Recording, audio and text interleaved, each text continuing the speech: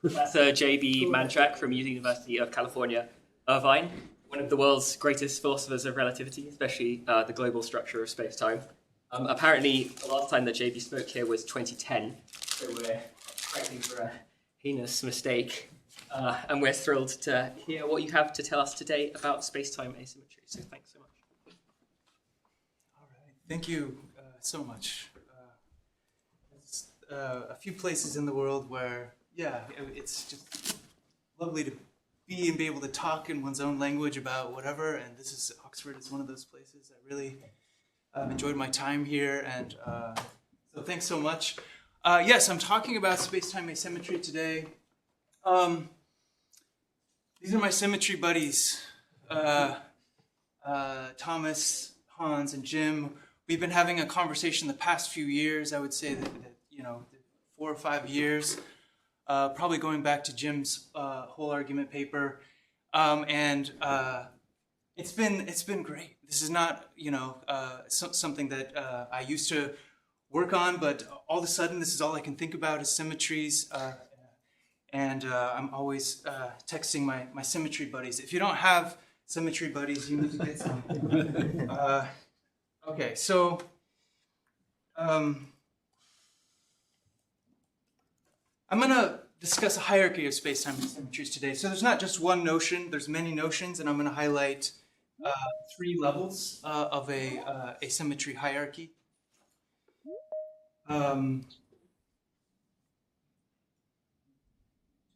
Someone to the... I can do it too. You can do it too, great. So there are many levels. I'm going to skip a bunch of levels. I'm going to focus on a very radical type of asymmetry called the Heraclitus asymmetry condition. About halfway through the hierarchy is a condition that I call the Giraffe condition in honor of David Malamud. I'll mention that. And at the bottom here, the lowest level, something called rigidity, named by Bob Giraffe. So before I jump in, I wanted to just briefly go over some basics concerning isometries, just so we're all on the same page.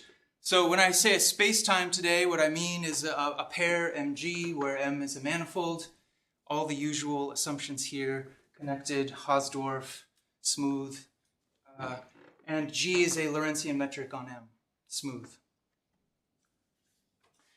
We'll say that spacetimes Mg and M prime G prime are isometric if there's a diffeomorphism from M to M prime, such that when you pull back the metric G prime, you just get G. So hopefully that everyone is clear on what that means. I won't say more about it, but that's the definition I'm working with. And then finally, a definition here. What I mean by a symmetry of spacetime is just an isometry from the spacetime to itself. So this is the definition that is common in both the physics literature and philosophy literature. This is Wald's definition in his famous book. This is Ehrman's definition in his book World Enough in Spacetime, where he talks about the various symmetry levels associated with various classical spacetimes. But this is what I mean by symmetry. I know there might be some other notion that you have in mind, but this is what I mean, and that will be important. So the symmetries of Minkowski spacetime then would include translations, rotations, and boosts. And now what I want to do is consider an influential construction used in discussions of the whole argument. So let Mg be a spacetime, and let H and its complement have non-empty interiors.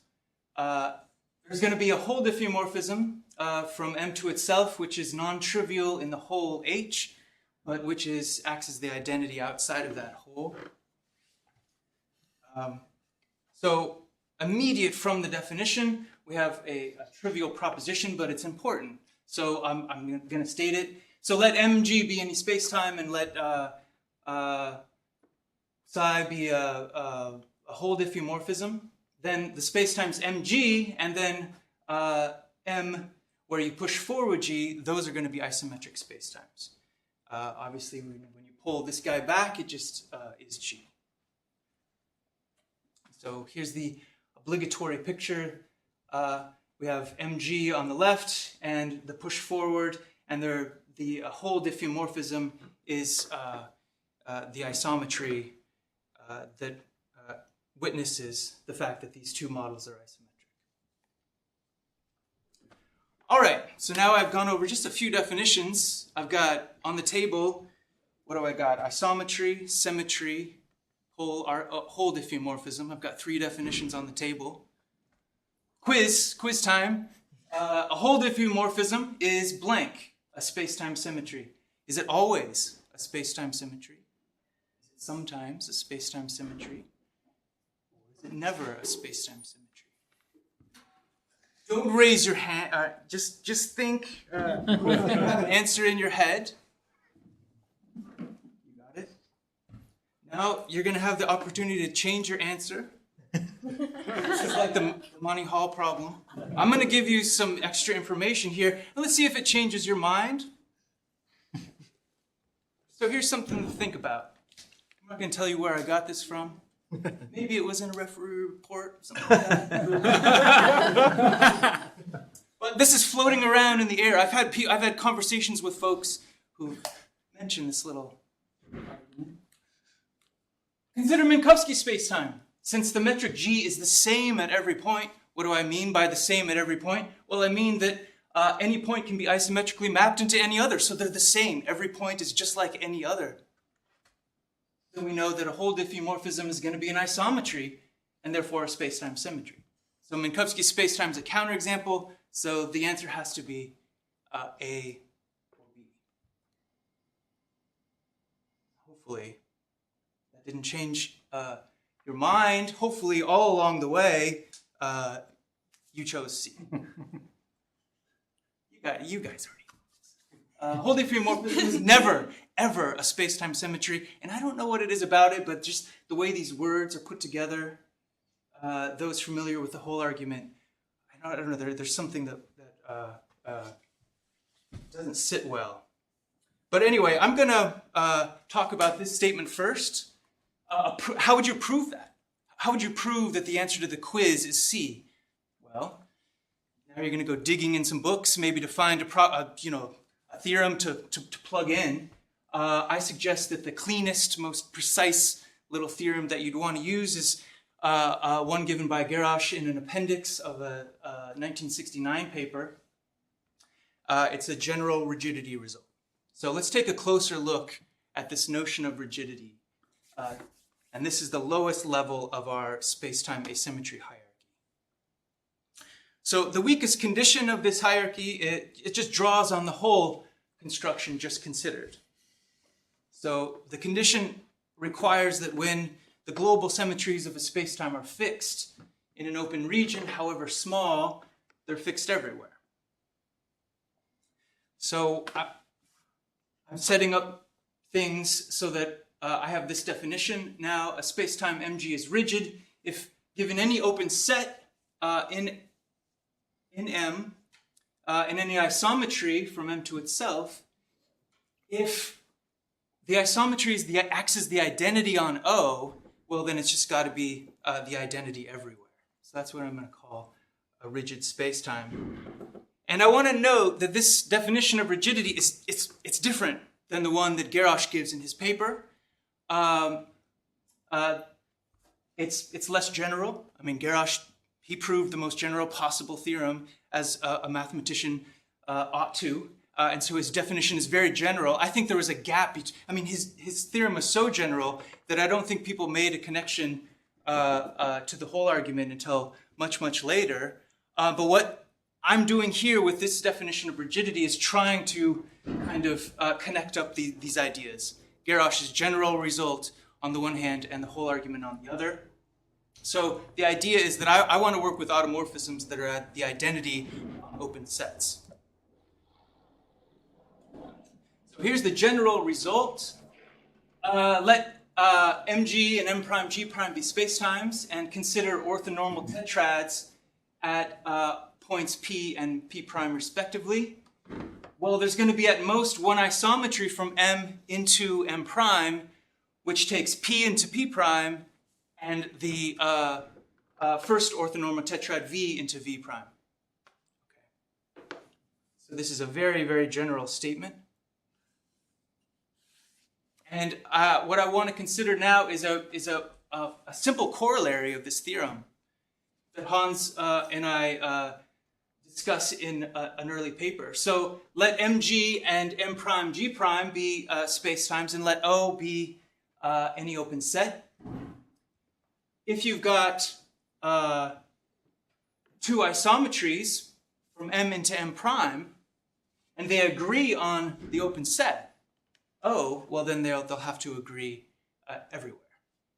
Now, it's a very simple corollary. All you got to do is translate the discussion of tetrads in the original definition into this framework of open sets. And then now what we can do is taking Mg to be the same as M prime G prime, and noting that the identity map is always an isometry. Now we see that any spacetime has to be rigid, and therefore we get the proof for our the answer to our quiz, that a whole diffeomorphism is never a spacetime symmetry. Okay, so who cares about rigidity? I mean, what does it have to do with the whole argument? This is a question James and Tushar essentially ask in a paper that they wrote up, which is, yeah, okay, but so what? Okay, I want to say a few things about this. For one thing, I want to claim that the Giraffe rigidity result is the big idea behind a key claim given without proof in Jim's whole argument paper. So here's a claim that Jim makes in his whole argument paper. It's very important. He says, let Mg be a spacetime and let psi be any non-trivial whole diffeomorphism. Then the identity map on M is not going to be an isometry between the original spacetime and the push-forward version. So what he wants to do with this formal result is he wants to say, therefore, because the identity map is not an isometry, you can't use it to compare these two models. If you're looking at a point P and M and trying to associate P with this spacetime and this spacetime, what you're essentially doing in the background is using the identity map, and that's not an isometry, so you ought not to do it. Now, again, Jim said this. There was no proof provided, but where does it come from? I mean, if you were to ask Jim, how do you prove this result that's so important for your whole argument paper? Well, here's the way to do it. You invoke the Giraffe thing, namely the corollary that Hans and I proved, the general corollary, and note that since the whole diffeomorphism is got to be an isometry, there can't be any other isometries, including the identity map. It can't be an isometry. Okay, so that's one way in which rigidity is connected to the whole argument. Jim's paper is, I don't know how many thousand citations it has now, but this is the big idea I want to claim behind it. It's a rigidity idea. Okay? Jim acknowledges this, that his argument rests on the Giraffe result in this way. And indeed, the recent discussions between him and Hans and I have resulted in an extension of a discussion of rigidity and the whole argument from these two earlier papers. So these are these two papers, I think, are embryonic forms of a now more mature position that the three of us have, and I want to talk about that now because it has to do with determinism. Okay, so determinism. So let's explore three definitions of determinism considered by Bellet that capture various notions. This is a nice paper because it presents a little determinism hierarchy of 3 levels. So to do that, I want to first start with an idea of an initial segment. So let H be the collection of all globally hyperbolic spacetimes. The time-like past of any Cauchy surface in any member of this collection is what I'm going to call an initial segment. So it's important here that this is an open set, so that initial segments count as spacetimes in their own right. And now here are two definitions of determinism. I'll start with the first. This is the weakest definition. A collection in H is de dicto deterministic if for any spacetimes in the collection and any initial segments, U and U prime, if there's an isometry between those initial segments, then there's going to be an isometry between M and M prime, the full models. De Rey determinism is just like de dicto. The only difference is this bit at the end right here, where we require that this isometry between M and M prime is one that just extends the initial isometry between initial segments. So a little bit about names. The naming convention for these definitions is a mess. Let's just put it that way. I'm using de dicto and de Rey here. This is due to Neil Dewar, his dissertation, and then a more recent paper. From what I gathered, de dicto was originally called DM2 by Jeremy in a 1989 paper. Bellot calls it definition 1 in his paper. It's referred to as Lewis's analysis by Malia, and Dietz 2 by Oliver.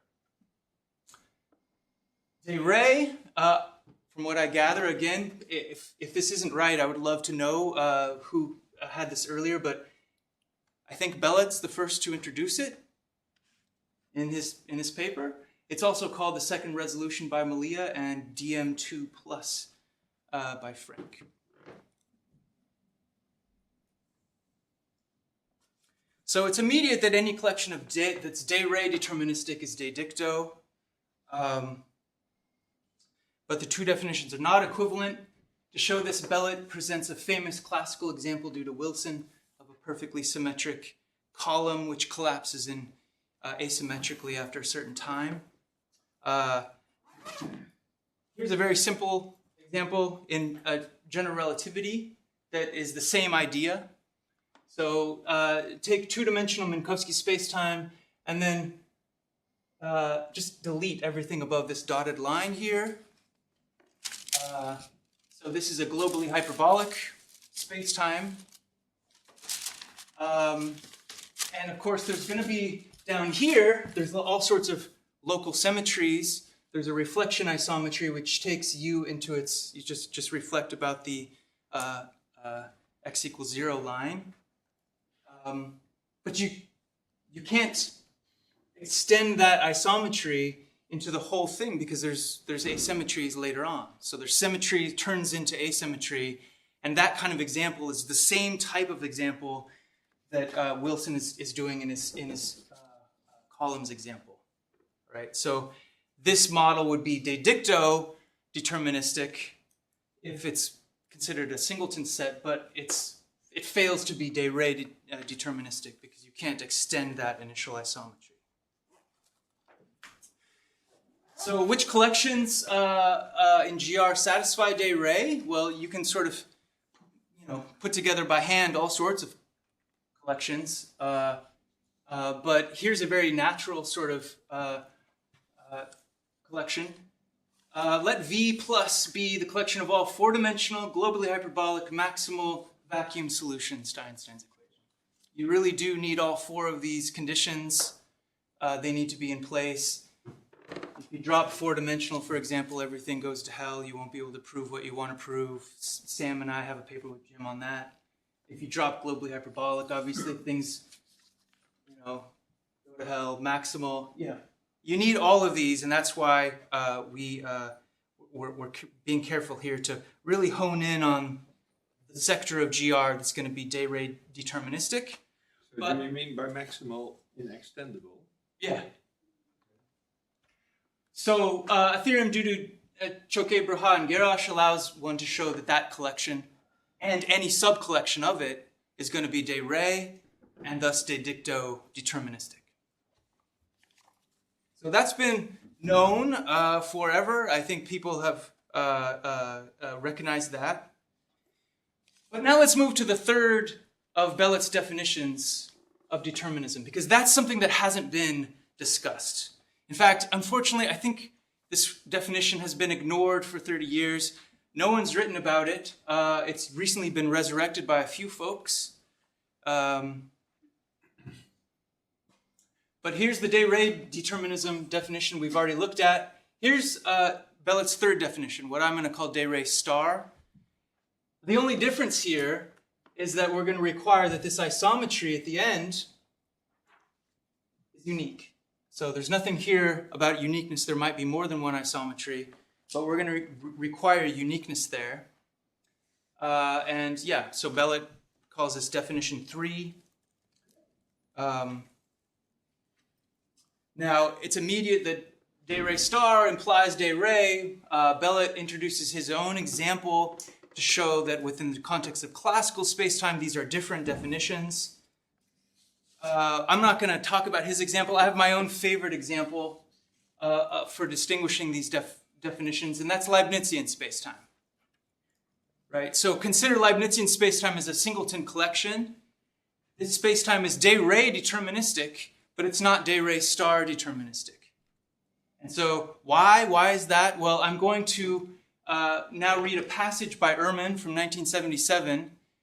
And this is a passage which Jim argues in his prehistory of the whole argument paper, that he claims this passage by Ehrman is what eventually morphs into the whole argument.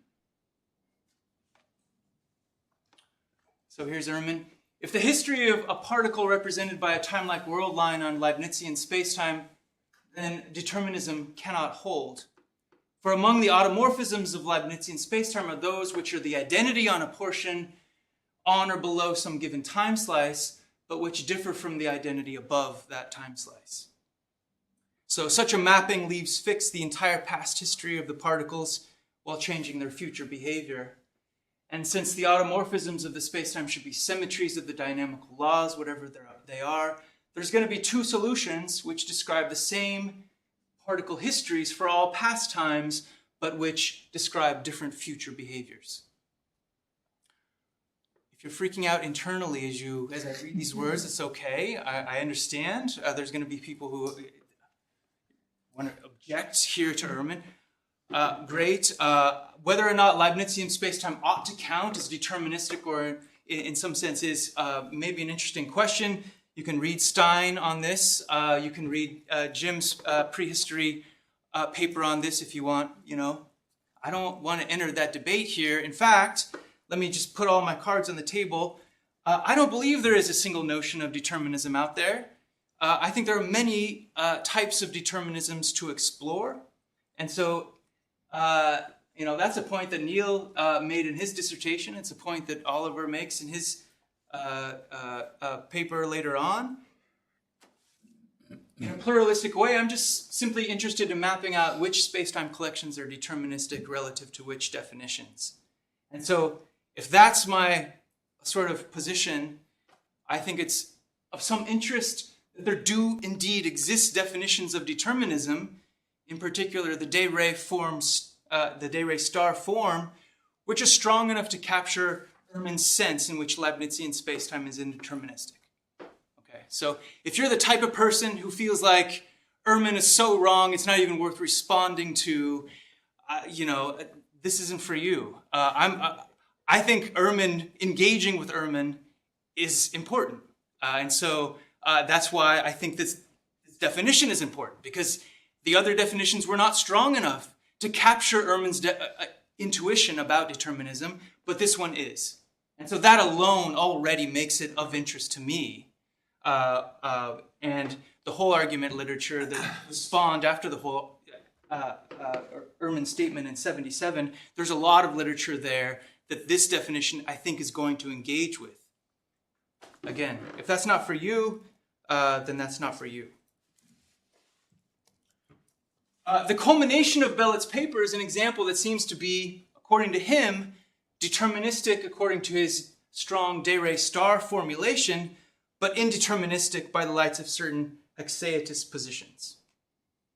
And since Bellet can't think of a definition stronger than de re star, this leads him to conclude that determinism can't be a formal property of theories. So here's his little example. W is a world with space-time points and a Newtonian space-time structure. Initially, it contains a single alpha particle. The laws of nature decree that 13 years later, at t equals 0, the alpha particle decays into a continuum of many beta particles arranged so that at time t, the beta particles form a spherical shell with each beta particle moving away from the center of the sphere along its radius. That's the example.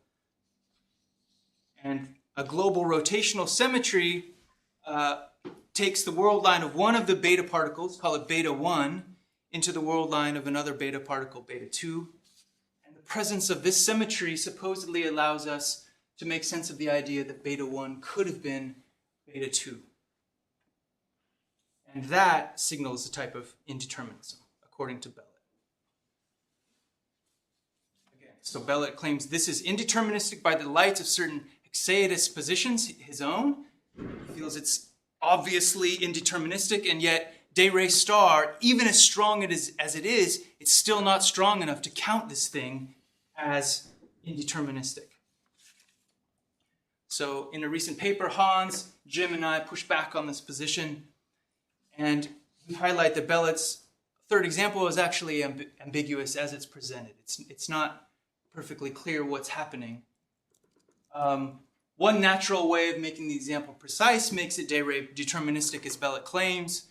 But another approach, which is consistent with Bellet's use of names for the beta 1 and beta 2 particles, renders the example de re star indeterministic.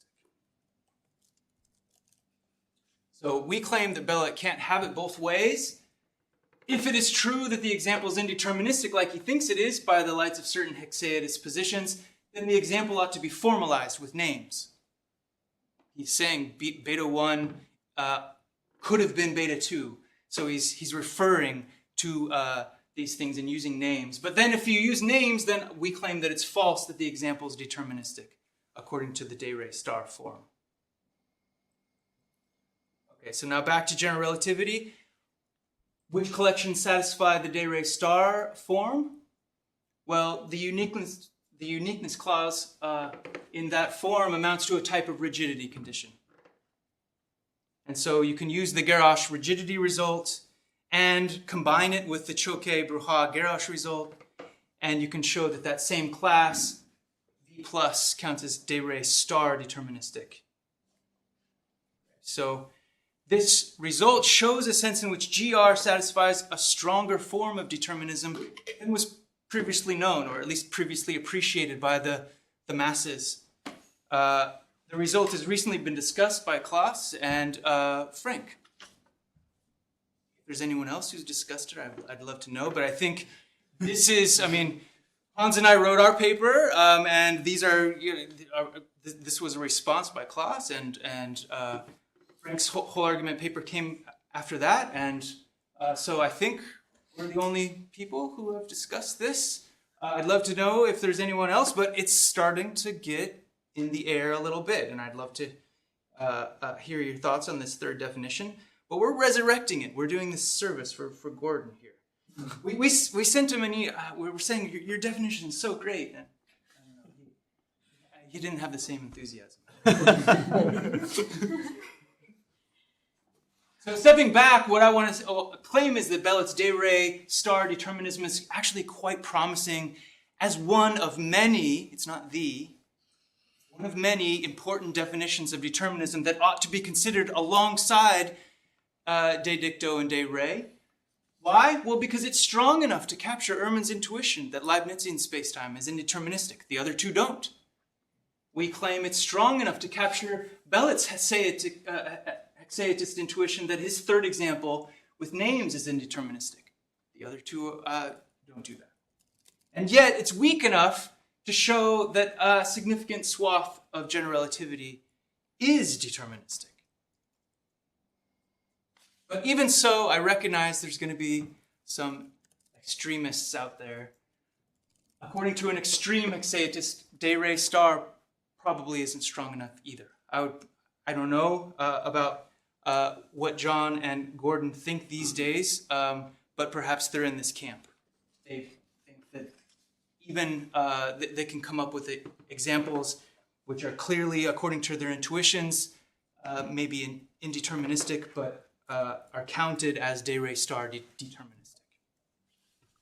Okay, so that concludes the bottom level. I'm just going to briefly just drive by the middle level really fast.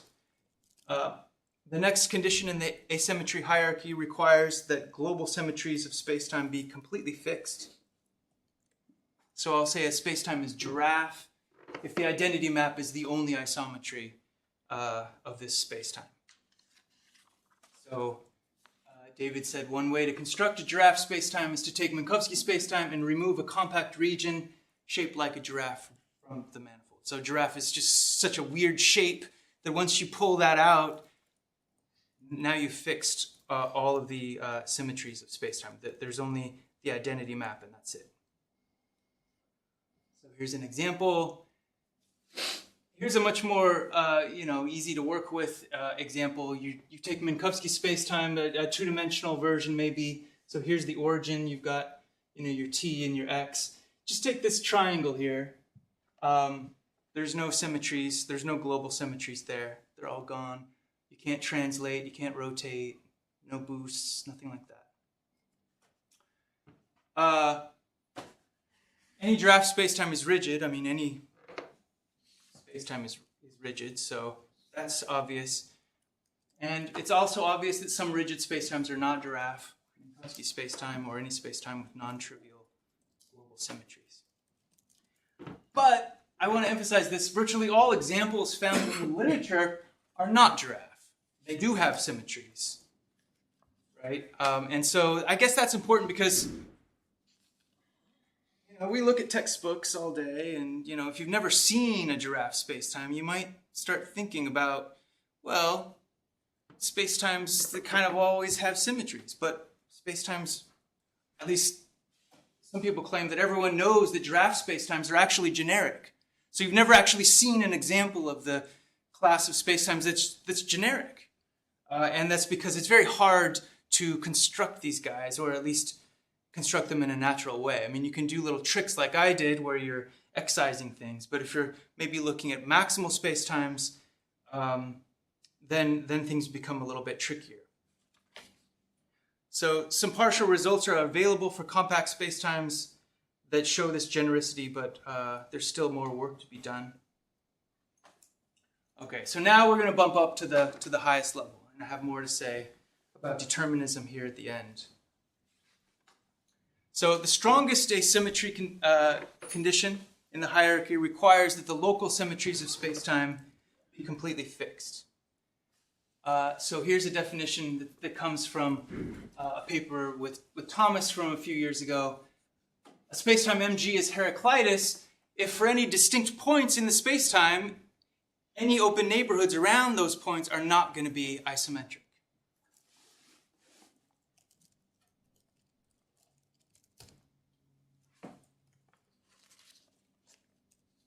There's no isometry from those neighborhoods, which takes P into Q, I should say. So since any neighborhoods of distinct points fail to be isometric, then there's a sense in which each point is unlike any other. There's a different geometry going on at every point in the spacetime. So there cannot possibly be an isometry, even local isometries between those points. And so you'd say it's impossible to step into the same river twice. That first step can't possibly be isometric to the second step, even if you're looking at very, very small neighborhoods. Okay, so a note on names. So one can show that a Heraclitus spacetime is maximally impermanent in the sense that there are no local killing fields in any neighborhood of any point. So that's a different condition. Let's call a model with this latter type of asymmetry a Buddha spacetime. A Buddha spacetime is one where every point it's impermanent, right? Buddha spacetimes are generic. This was something that Enrique mentioned yesterday in a little paper by these folks, which I didn't know about, which is great. So Buddhist spacetimes are generic. But I want to emphasize that I really wanted to call this a Buddhist spacetime. I mean, I'm a Buddhist, but it just didn't fit, and that's why I went with Heraclitus instead, because Heraclitus asymmetry is strictly stronger than Buddha symmetry. One can step into the same river twice, even if every event is impermanent. So I don't know if you can imagine that, but everything's always changing. You step into the river, changes, and you're stepping in the second time. It's always changing, but you're coming back to an event that was just like an event that was earlier. So, in fact, and this is kind of weird, Buddha spacetimes don't even need to be giraffe. You can have global symmetries even if you have no local symmetries in the Buddha sense. That's a point that Hawking and Ellis make. And I'm going to swing back around and give an example of that in a minute. So it's immediate that any Heraclitus spacetime is giraffe. That just falls out of the definition. But some giraffe spacetimes are not Heraclitus. Here's one. This is Minkowski spacetime with an X-size set. It's sort of maximally not Heraclitus because given any distinct points, there's going to be a local isometry between them because every point is the same as any other in the sense that every point is flat spacetime. Okay, so here's a foundational thing. We were wondering whether these things exist, and so this took up like a year of my life. So I'm going to present the example. It's very simple. Once it's there, it's there. But I'm going to try to present the simplest possible Heraclitus spacetime, just because I think it's important to have a concrete grip on this notion. Okay, so I want to start with a portion of Minkowski spacetime in standard TX coordinates, call it mg, and this is the portion that I'm talking about. So this is the giraffe spacetime from before. Start with that. Now I want to consider a scalar field on this region of Minkowski spacetime that's the Euclidean distance from the origin. So just how far away are you from that bottom corner of the triangle? And now introduce a conformal factor, which is just 1 over the Euclidean distance from the origin. Okay, so this scalar field blows up as you get closer and closer to the origin. And I want to claim that this conformally flat spacetime, where I just take that conformal factor and put it in front of the metric, this guy is Heraclitus. So why? How can you see that? Well, you do a very simple calculation to get that the Ricci scalar comes out as this. And so you're proportional to the Minkowskian distance from the origin, right? And what that means is that any local isometry must map any point P to a point Q with the same Ricci scalar, right? You got to preserve the Ricci scalar under an isometry. And so that means that if you're, let's say, working with this point and you're looking for other points to map it to, you're constrained. You're constrained big time. You have to map it somewhere along this blue line in order to preserve that R. Okay? Now what I want to do is consider a second scalar. It's defined like this. You just take the derivative of the Ricci scalar and then contract with your metric to produce this new scalar. I'm going to call it Q. I don't think it has a name. If you know that this has a name, let me know, because I'm tired of just calling it Q. But here's a new scalar. It also has to be preserved under any isometry, of course. And you can do the calculation, and you see that it's proportional to both the Ricci scalar and the distance from the Euclidean distance from the origin. And what that means is that any local isometry from a point P to Q has to preserve that Euclidean distance from the origin. So if you're working with this point here and you want to preserve Q, you have to map it somewhere along this red line. And so now you just combine the two results and you're constrained. You can only map this point into itself.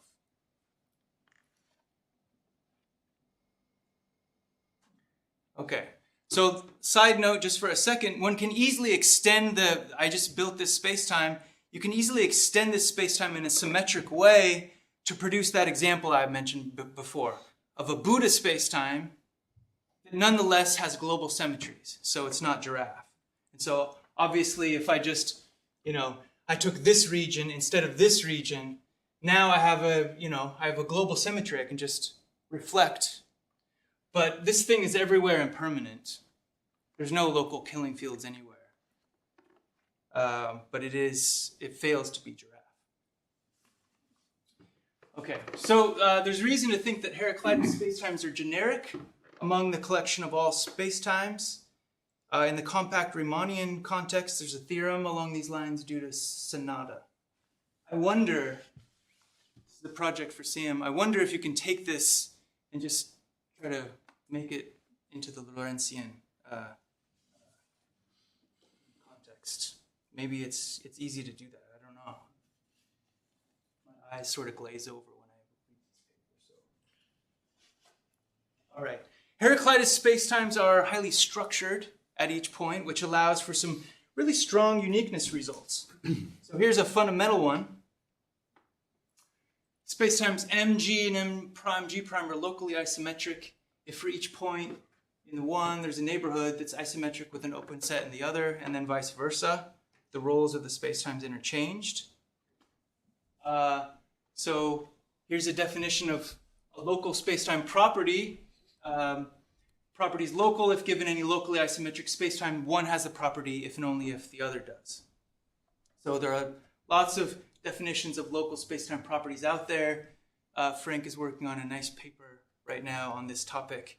I want to claim that the one given here is the most permissive of all of these definitions, and is therefore usually the one that you'd want to work with if you're going to prove a theorem, because you're going to say something about all local properties and prove something.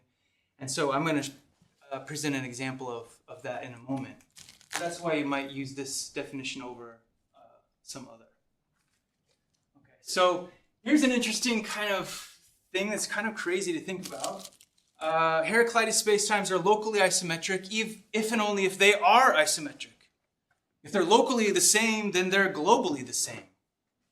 Or another way to put it, a corollary of this is, you give me any collection of local spacetime properties, there's at most one Heraclitus spacetime with those properties. So local structure determines all global structure, including all topology, including all causal structure, and any other global notion that you might think of. So I don't know any other theorem that allows you to go from local to global in this way. Now you can use that theorem that I just mentioned, you can apply it in a variety of contexts.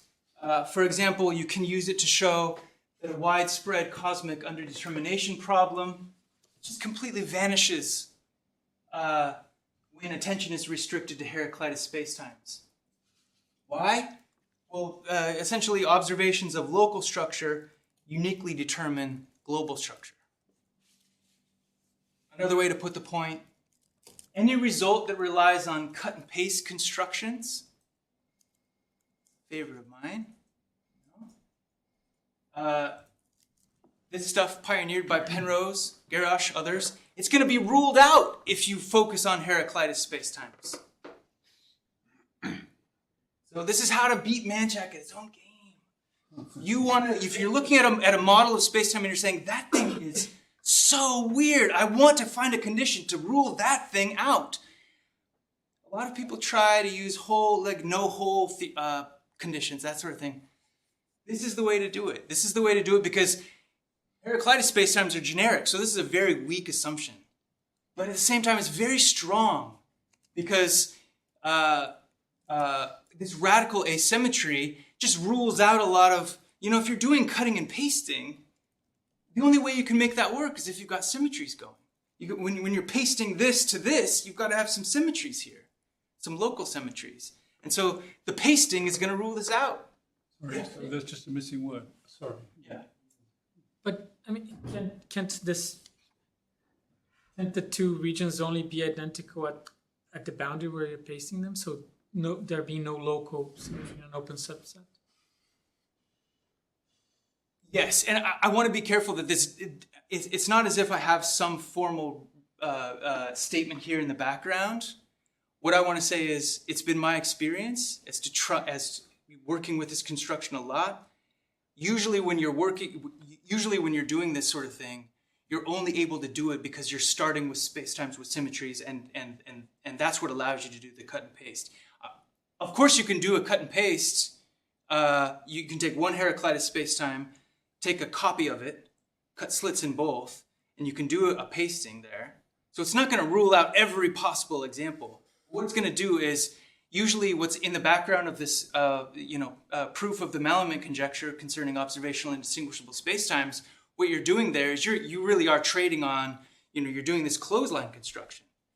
The clothesline construction is going to you're starting off with a bunch of copies of the same thing, and then gluing them together. And anytime you start off with a bunch of copies and start gluing, the copies are going to have local symmetries. Yeah. Jeremy, did you? No, it's just not as subtle as Enrico's point, but so it's just the missing word in line 2, right? It introduces global asymmetries, but retains or tends to have local symmetries. Requires or depends on. Yeah. So it's usually going to introduce local asymmetries, so it'll usually make the thing giraffe, but it'll tend to introduce local asymmetries. Local symmetries, but not. Yeah, you're absolutely right. It's not going to happen in every case, but it's been my experience that usually when you're doing this gluing, you're working with copies of things, and if you're ever working with copies of things and start gluing together, that's going to fail the Heraclitus. So there's a great deal more to say, I think, about Heraclitus spacetimes. They seem to shed light on the relationship between symmetry, structure, coordinates. Thomas has headed up a series of papers on that side of things. I'm not going to say anything in my talk today about that. What I want to do now is focus on how Heraclitus spacetimes are connected with a certain strong form of determinism. So this is the last section of my talk here. So, warning. I almost didn't want to talk about this because this is dicey. This is me living on the edge, guys. The following seeks to engage with metaphysical positions that, at least to me, are not entirely completely clear. And so, maybe we'll just have to ignore this section of the talk when it's all said and done. But hopefully something here will be of use. Okay. So my goal is to respond to that extremist, that extreme haecceitist who, despite the fact that we've ratcheted up our definitions of determinism and gone from de dicto to de re star, I want to speak to the person who looks at that highest level, de re star, and says, that's not even good enough. That's not strong enough, because I have examples that seem to be floating around in my head that are indeterministic according to my haecceitist extremist positions, but are nonetheless going to count as deterministic according to your strong definition. Okay, so that's who I'm speaking to. I don't know who here is in the audience I'm talking to, but that's who I'm talking to. So according to some philosophers, even the de re star form is not going to be strong enough to capture a notion of full determinism, which is that, for them, this is at the heart of the whole argument. So here's an influential definition. Again, I'm putting this in scare quotes because I don't even know what I'm doing anymore. I mean, this isn't a definition. So what am I even doing here? I'm just saying stuff. Hopefully at the end, I don't know. A collection of spacetimes satisfies full determinism if for any spacetimes in the collection that intrinsically agree on some initial segment, the spacetimes intrinsically agree in their entirety. What does intrinsically mean? Okay, I don't know. But the form of determinism, this form or something very close goes by many names. Another unfortunate naming thing is that Hawthorne calls it de re, which is completely different from what Neil means by de re and what I've been meaning by de re. Oliver calls it det one in his paper. Tito calls it full.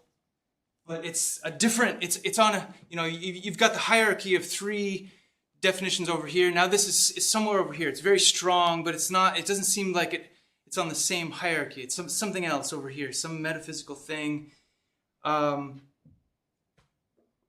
noted by Oliver, if you're an anti-haecceitist, well then you're going to judge full determinism to be equivalent with de dicto. These are the same for you. Intrinsic, what does it mean? Well, it just means, we're this qualitative idea. It's captured by the notion of, agreement by isometry. Okay. But if you're not an anti-haecceitist, if you are a haecceitist, at least of some type, you're going to judge this definition to be strictly stronger than the de dicto form.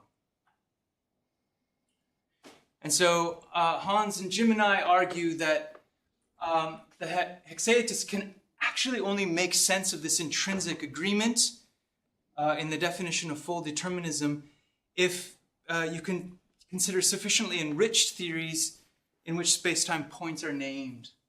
So we introduce a formal definition of full determinism that apply to enriched theories of this type in our paper. I'm not going to give the definition. It's too technical and it'll take us too far off here. But hopefully the idea is clear. Now, due to the possibility of symmetries in general relativity, those names aren't going to be around. Space-time points don't have names until you add them. If I give you a space-time, of course you have the manifold, but there's no names there until you start giving names. But we want to claim each point in a Heraclitus space-time is effectively named. Since isometries, even local isometries among Heraclitus spacetimes are unique. So in the example we looked at, each point can be distinguished from any other via its unique invariant metrical, in this case, curvature properties. So a collection of Heraclitus spacetimes will have sufficiently many names to make sense of this ambiguous intrinsic agreement given in the definition of full determinism. And so we show, if you're looking at any subcollection of this V plus collection, if it's Heraclitus, well then it will, and then you have to then use the Heraclitus property to associate a name with each one, but once you do that, then it does satisfy full determinism. Thus, I claim, that even by the lights of the extreme haecceitist, a significant swath of general relativity is deterministic. Now, I know that the extremist is not going to be convinced. Right? I already know that going in. So if you're in the audience and you're one of these extremists, no, I'm not speaking. I'm speaking to you, but I'm actually not speaking. I'm speaking to everyone else. I'm speaking to the people with eyes. Those with eyes to see will see, and those with ears to hear will hear. If you don't have the eyes and you don't have the ears, well, I'm sorry, but I think this ought to be enough. And if you recognize this argument, you see that really it's done. I mean, Heraclitus spacetimes are generic. They naturally lead to names for every point. Once you've got the names and you apply the definition of full determinism, you see that full determinism is satisfied. And that's it. All right, thanks.